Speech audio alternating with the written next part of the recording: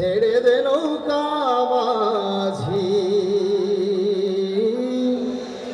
যাব মদিনা।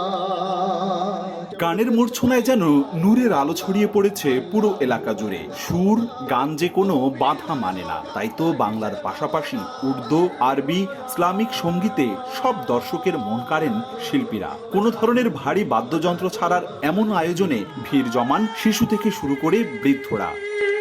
রোববার 22 সেপ্টেম্বর সন্ধ্যায় গানের এই আসর বসে বরিশালে। শহরের সরকারি সৈয়দ হাতেম আলী কলেজের মুক্তমঞ্চ প্রাঙ্গণে নাশিদ সন্ধ্যার আয়োজন হয় সাধারণ শিক্ষার্থী ব্যানারে। শিক্ষক, শিক্ষার্থী, আশপাশের সঙ্গীত প্রেমীরা মত্ত হন সুরের ছোঁয়ার নাশিদ সন্ধ্যায়।